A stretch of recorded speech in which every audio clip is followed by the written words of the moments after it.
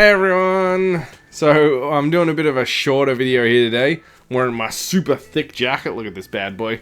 It's because our heating is currently broken, hopefully getting fixed soon.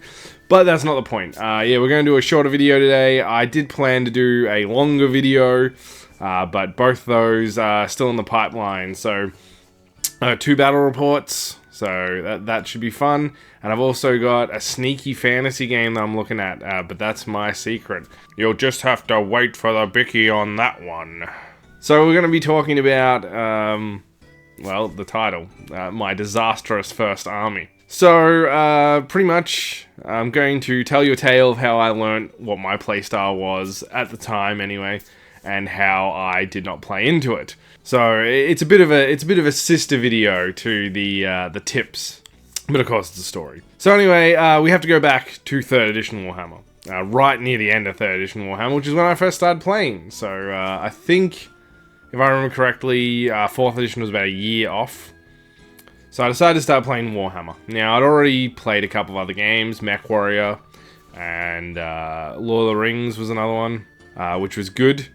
And then what ended up happening was I decided it was time to have a go at Warhammer, and I decided that I was gonna I didn't want to play human faction, right? Like, humans, boring. I didn't want to do that. Whenever I played D&D at the time, I was an elf. I liked the idea of being sort of Middle-earth elf, and my Lord of the Rings army was elves. So I, went to the local Warhammer purveyor, which was owned by Tony from the very first Warstory. I went in, I had a look around, and I spotted a codex. And it was this blue codex, and it had this elven-looking figure on it. And it was called Eldar. And I'm like, oh, I've heard of these guys. They're kind of like space elves. And so I flicked through the book, and I'm like, yeah, these guys are cool. This is who I want to play. Now, keep in mind, I didn't have a rule book or anything at this point. I just went, and I decided that I was going to start collecting these guys. I was like, I'll buy the rule book further down the line. I want to get miniatures and paint them. So I left the store without pocket money, and I had bought what I thought were the coolest guys, Striking Scorpions. Yeah, probably not the best of moves, really, at the end of the day, but I thought Striking Scorpions looked awesome. So I painted my Striking Scorpions. I decided that I wanted to do my army all the one color, so I decided on this blue and gold color scheme. Terrible idea. In fact, I may have some of them around. There's going to be a picture that's going to pop up of my original paint jobs. They're bad. They're terrible. Don't paint like that. And then, so anyway, I move forward. I'm slowly collecting an army, or at least attempting to. So anyway, one time we go to the Warhammer store, which was called, I don't want to really call it. We'll call it a Dungeon Den. Yeah, that's sort of closest to its main name, to its actual name. So Dungeon Den was the local place, and it was the only place that was a proper, like, actual wargaming store. Most of the other places were toy stores that also sold Warhammer. So you couldn't really go into, like, Toy World and go, hey man, I'm looking for these guys. They'd be like, whatever's on the shelf, man. Like, I'm not getting paid enough for this shit. I don't know what fucking Warhammer is. The little plastic dudes. So it was nice to be able to go in there and get advice and stuff like that. So anyway, I go in, and Tony's like, you sure you want to play Eldar? They are kind of difficult for a beginner. And I'm like, yeah, they're cool. So anyway, and of course I was young enough that my dad was with me, and there's this guy at this table, and he's like, oh, are you going to play Eldar? And I'm like, yeah, I'm looking at it. I knew this guy from the club. I never really talked to him, so it wasn't like he was a complete stranger, or stranger danger. So anyway, this guy's like, oh, I'm planning on selling my Eldar, actually. I've got all this stuff. So he had, like, 2 squads of Guardians, an Avatar, 2 Falcons, and I believe he had some, Howling Banshees, was the other thing. And he's like, oh, I'll also throw in a Codex as well. Like, I'll throw the Codex in. And so I'm like, oh, how much do you want for it? And I think he said $200-$300. I can't remember exactly what it was. And I was like, I don't have that money. Don't have anywhere near that money. I'm like 12. So anyway, my dad's listening and he's like, deal. He's wanting to deal. And I'm like, Dad, I don't have enough money for this. And he's like, oh, don't worry about it. We'll work it out. So he went the next day and picked up all the stuff, and I suddenly had an Eldar army. I also bought some warp spiders while I was there, because I thought they were cool. And before I played, I got some more Dark Reapers. I got 2 squads of them. So anyway, I've got my Eldar army now, and I'm ready to go. I've bought a rulebook. Well, actually, my dad bought a rulebook off the same guy. And while he was there, I think he paid like an extra $40 for it or something like that. The guy was like, oh, does he have a rulebook? No, he's like, I got a spare if you're interested. So, there we go. I was ready to go. Months in advance, months before I thought I was going to be able to play. In fact, if it had been me collecting the army, I think it would have been 4th edition by the time I got there. So anyway, I'm excited. I go to the club, I play my first game, I roll up against, I think it was Space Marines. I did not know how to use Guardians. Guardians, you meant to kind of use them aggressively. I tried to hang back and get them to come to me. So I hung back with my Star Cannon and shot up some Space Marines, which, that was alright. It wasn't great. But it turns out that when you're outranged by the enemy army, they're not going to come to you. They're just going to shoot you. So, yeah. That wasn't great. And then, of course, I was using Striking Scorpions like they were Space Marines, because they have a 3+ save, Striking Scorpions. So, by rights, they should be kind of like Space Marines. The problem is they're nowhere near as tough, or they're not as tough or as strong as Space Marines. Not very good. They also don't have a lot of way to deal with armor. So they have the Scorpion Claw, but at this point we were still playing with the initiative system. So things with Power Fists got to go last, which means a lot of the time, if I got into close combat with another close combat squad, my squad got murdered, and theirs did not. Even when they got a good engagement, like they went up against, say, just regular Marines, it was still a crapshoot. It was like, yeah, okay, I probably get a Scorpion Claw shot, but I'm just as likely to lose guys as they are, because we're both using pistols and chainswords. Right? Whoa! And then obviously, I think the Dark Reapers and the Warp Spiders probably got the most out of my army at the time. But I was bad. I didn't understand how Eldar played. See, Eldar, unlike Space Marines, which was the common pick at the time, Eldar, they need to be quick.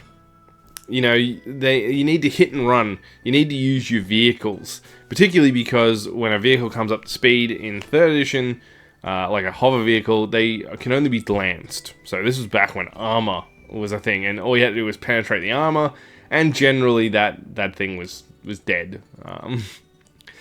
There's no wounds. Wounds are very generous. It means that your tank doesn't die immediately first turn by being shot by a las cannon. So yeah, my first game was a disaster. It went really badly. All my guys got absolutely mulched. And as I said, I didn't take Hailing Banshees because I had Striking Scorpions. Bad move against Space Marines. Take Hailing Banshees, they've got power weapons. All of them. Striking Scorpions don't. And I never really picked up the fact that they were meant to be used against lightly armored guys like Orcs or Tyranids or something. They weren't really intended to be used against Space Marines. That's what Hailing Banshees are for. So, my second game rolls around, same night, and it's another Space Marine player, and I get tabled again. I'm just done.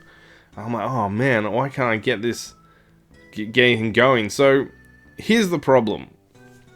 Space Marines are actually pretty strong. Like, they are. The 3rd edition, they're not obscenely powerful, but the 4th edition rulebook, when it came out, oh boy, was the Space Marines strong in that one. In fact, I think I've got a copy of the 4th edition rules. When this sucker came out, I got absolutely rolled, and it was very early in the life cycle of 4th edition. Anyway, so I had a couple more games Zelda, found that I was complete crap at it, and decided to look at other armies. Now, my dad sort of played, and he was Space Marine, so... and when I say sort of, I mean he really didn't.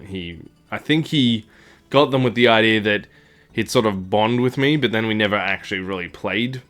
So... can't do much about that one. Anyway, I basically inherited his Space Marine army. He was Black Templars because he thought they looked cool. I pretty much swapped to generic Space Marines. I had these Ghost Marines. Ooh, that was my army theme. It was really just because I was a shit painter and I wanted to paint things quickly. I think I've still got a couple of them around. They're bad. They don't come off as ghosts. They come off as melted green plastic. If I find one, yeah, I'll pop up here. So I played for that for a while, and I did much better. And then I think around about that time, I also started looking at Tyranids, mostly because you might remember Walker from the original story. Walker was leaving, and he was selling his Tyranid army, and so I bought it. In fact, I still have it. I did paint over it. I went for an Ice Frosty Tyranid, but I think I've still got some of his original paint jobs, so once again... I just found them the other day, and he had the original codex, but it was like unbound. Like it was an official codex, but for some reason it'd like fallen apart, and he just put every single page in a folder, including the cover, which he'd cut in half. So it was like a binder folder, but it was the actual official codex. I then eventually got the 4th edition codex when it came out, and oh boy, were Tyranids strong in 4th edition. They were probably better than Space Marines, in my opinion.